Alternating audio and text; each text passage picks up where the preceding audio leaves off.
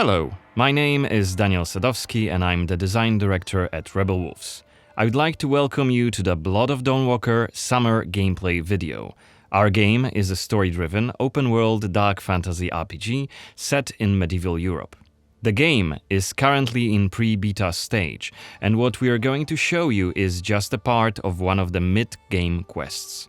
It's a really cool story involving legendary swords and a haunted almshouse, but today we'll focus on showcasing our gameplay systems. We're starting on the outskirts of Zatro, the game's largest city and the capital of Vale Sangora. From here, we could head anywhere the eye can see, explore ancient ruins or sabotage vampire blood transports. But it's not just about where or when you go. It's also about how you approach the main quest and shape the story, making each playthrough uniquely your own. For now, we're following the road. Coen is on his way to the city's Cathedral, chasing leads about a powerful weapon said to be hidden in its crypts. But first, we'll have to deal with some bandits who camped out by the main road. Traveling through Vale Sangora is never boring. The world is dense with quests, random encounters, and locations steep in lore. This will be a great opportunity to show you our combat system.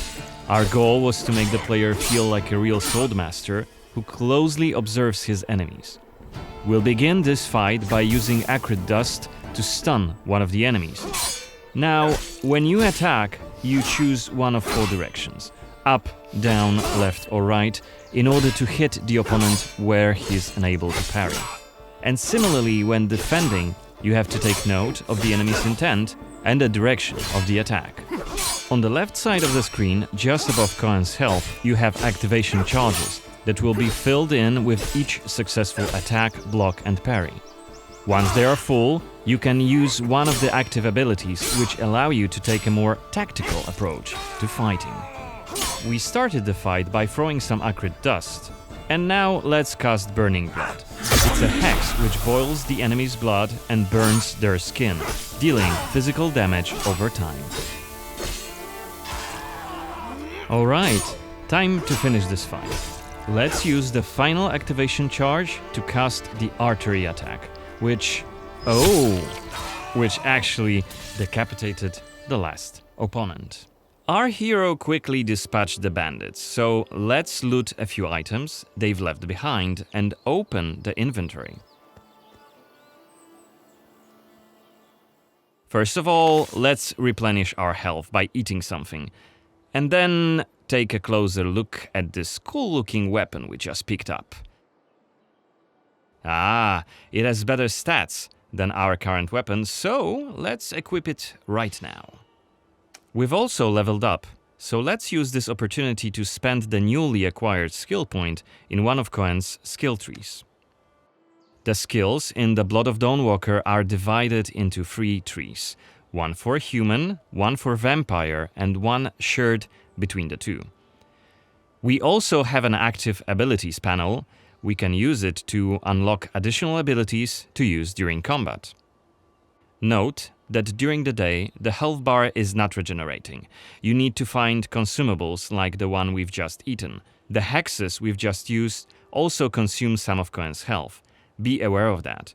The way our magic system works, there's always a price to pay for manipulating reality. But we can make it sting a bit less. Let's level up the Frugal Witchcraft skill, so next time we'll cast a hex, it'll consume fewer of Coen's health points. Now that we've wrapped up the encounter with the bandits, we can be on our way to get inside the city. Right now, Coen hasn't done enough to ruffle the vampire lord's feathers, so the guards will just wave us through. But the more damage you cause, the more suspicious and aggressive they'll become. So when you play the game yourself, you'll have to decide whether you want to challenge the vampires openly, or lay low until you're ready to strike and surprise them. It's grander than before. They're putting in new stained glass. The Knyaz doesn't deny the old faith. Out of my face.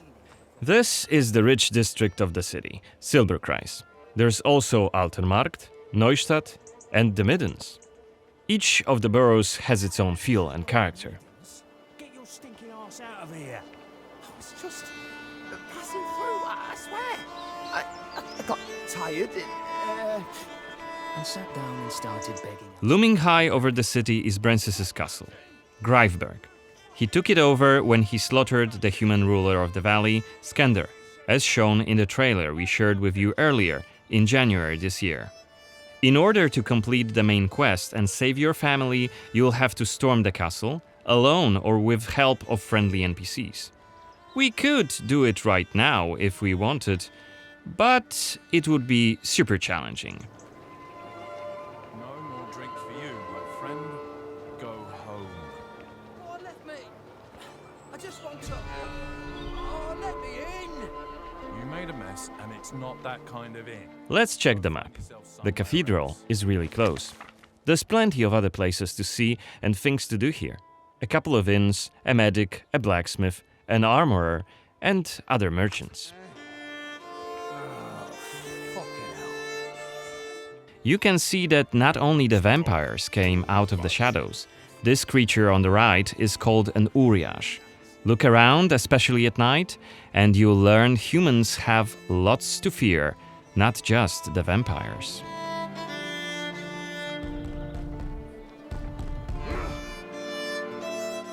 And here we can see guards pounding on some poor guy's doors. What is it about? Disrespecting the Nyaz, singing songs that mocked him and the faith. Who told you this nonsense? Was it Livia? It's just one of many different community scenes we're implementing in the game. Watch them closely when you play, as they might point you to new quests and hidden treasures, or signal changes in the game's world.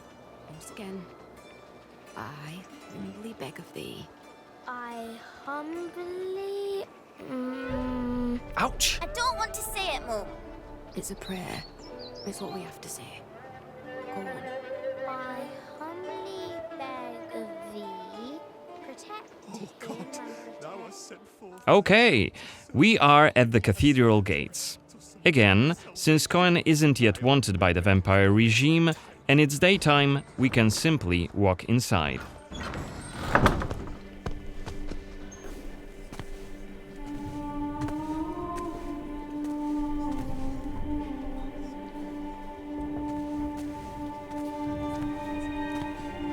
The baptism of a newborn is a solemn moment, doubly so. A new life joins our flock, bringing happiness to its parents and to the congregation. Natus ex sanguine est, alitur sanguine, et in sanguine morietur. Ego te baptizo in nomine Dei. Amen.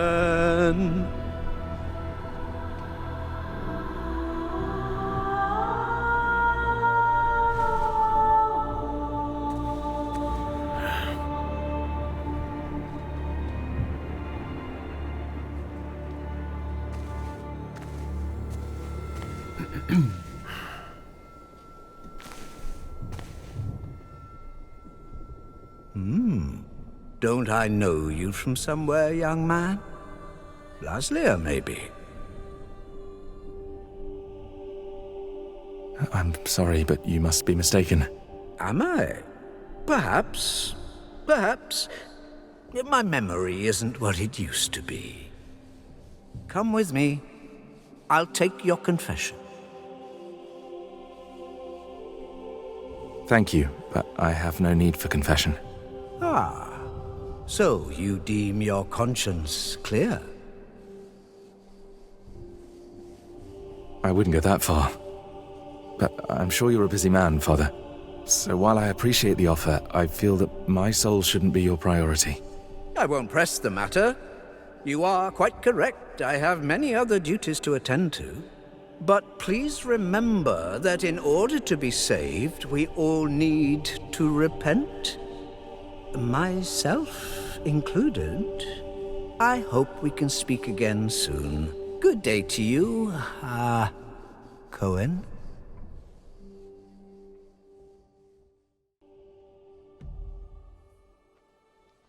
What we saw right here was just one of many cutscenes we recorded for the game, which smoothly transitioned into a dialogue scene. We use cutscenes to highlight key scenes or showcase interesting bits of lore. Like this blood baptism. Creepy, isn't it? The core feature of the Blood of Dawnwalker is the dual gameplay loop. Remember, Coen may be a human during the day, but he turns into a vampire at night and has a different set of skills at his disposal. And this is just one variable that affects our quests. Depending on when you tackle a particular quest, what choices you've made earlier, whom you befriended, or whom you've angered, your gameplay and story experience will be very, very different. So each quest is a complex structure with multiple possible paths leading to the end goal. We maximize players' freedom and agency, offering you a narrative sandbox to play in.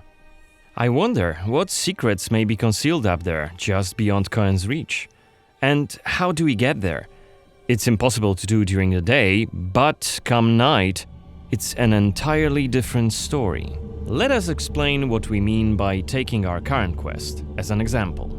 During the day, we got inside the cathedral without any problems, since it's open for all to see and Coen doesn't yet stand out from the crowd. The scaffolds, though, are outside of his reach. But climbing them won't be a problem for the vampire, who has many more exploration abilities at his disposal. Bear in mind, Coen has not completed the quest yet. What's more, there are still a few clues to be found in order to solve this story. It's worth mentioning that narrative sandbox also means that we may completely abandon this quest and follow a different path to defeat Brensis. For today, we're focusing on the gameplay part, so let's see how we could tackle this particular quest during the night. We're starting right after dusk, as a vampire, on the rooftops of Zatro. Right now, we have 22 days left to complete this goal. This counter is always displayed and you'll be warned each time it's pushed forward. So you have to be aware of the time, and it's more of a resource you'll be spending than a racing clock. As a vampire, you'll see and experience the world from a different perspective. You can travel quickly and easily access places beyond the reach of regular humans. Let us show you what we mean. This is Shadow Step, a unique vampiric ability allowing Coen to jump to almost any place within his reach. Now let's take a good look around using the focus mode.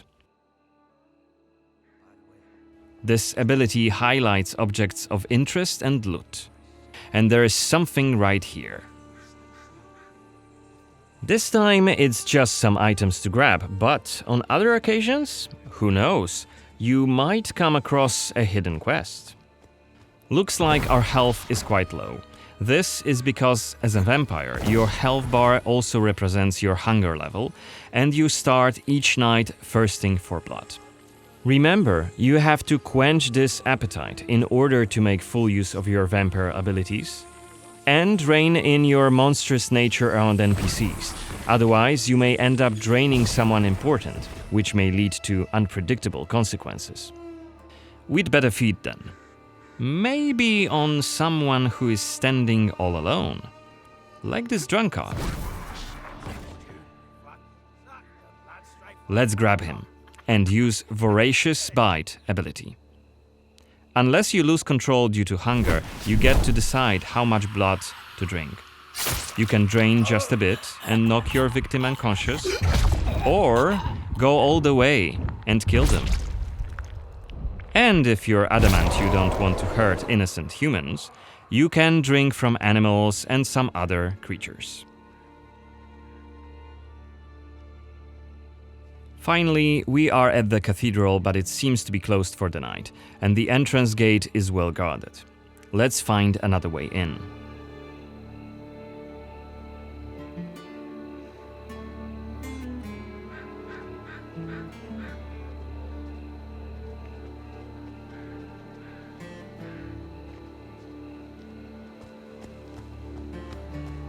Shadow Step is not the only vampiric ability you're gonna learn during your playthrough. Coen can also use Plane Shift to scale walls and even ceilings smoothly. This will allow us to explore every nook and cranny of the cathedral.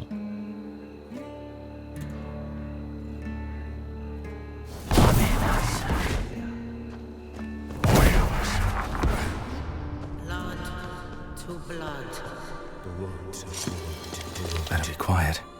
You shall become Kenya's princess. Is that Voyeurs Xanthi? His What the hell is she doing here? What is she doing? Is that a ritual for the blood gods? You shall want for nothing. They're covering up the old paintings. Only Why? duty shall remain. One of the workers must have left it.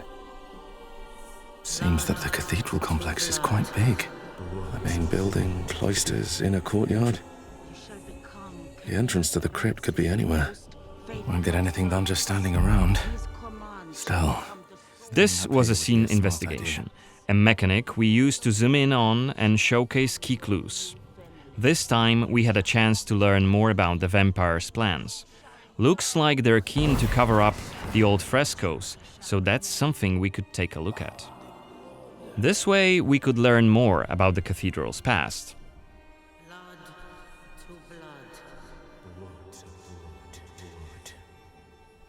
Looks like we aren't alone here. Underneath us there's a group of blood guards, soldiers hooked up on vampire blood, which makes them stronger. And one of Brances's vampire allies. It's Xanthi, the oldest vampire in Vale Sangora, and quite a powerful lady. Let's descend and check what's going on.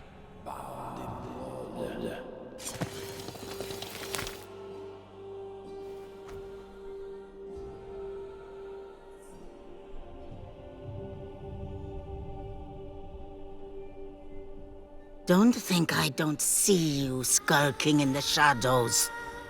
Come out!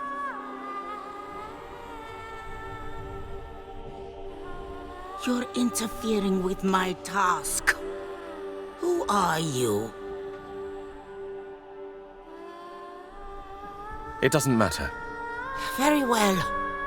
I don't have time for interruptions. Let us dispose of him. Quickly!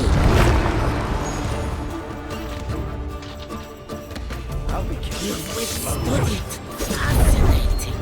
Coen is using his claws to attack when in vampire form. Blood guards are dual-wielding opponents. Their attacks are pretty strong. Of course, even when fighting with claws, combat is still directional. Don't worry, Coen can still use his sword as a vampire. You can't live alone.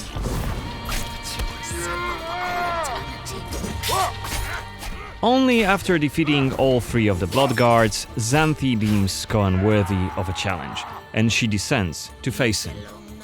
She uses her blood control powers to cast a multitude of attacks, like her blood whips that hit Coen from left and right. Xanthi is protected by a powerful vampire ability. Once her stamina runs out, Coen will have an opportunity to strike and deal some damage. But be careful, cause Xanthi is quick to counterattack and she will also try to restore her blood. Meanwhile, look at the indicator just below her health and stamina. It's a timer for the boiling blood skill that you've seen in the CGI trailer. So, if we don't hurry, the timer goes down to 0 and Coen will eventually explode. And we're dead. Remember, we were only mid-game here, and Xanthi is one of the game's most punishing enemies. Defeating her right here and right now is very much possible, but it would be hellishly difficult.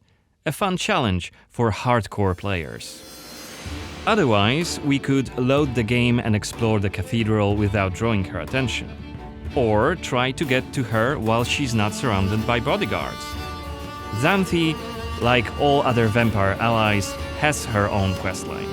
Explore it, and you can learn more about her past, motivations, and maybe even try to reason with her. What you do is entirely up to you. Remember, our design principle is the narrative sandbox. There is no difference between main quests and side quests. There's just different stories that you weave together into your own unique adventure. But that's coming in 2026. For now, I'd like to thank you for joining me on this gameplay video presentation. We've just shown you a tiny glimpse of the Blood of Dawnwalker. There's definitely more to come in the coming months, so stay tuned for any updates being posted on our social media profiles. Goodbye!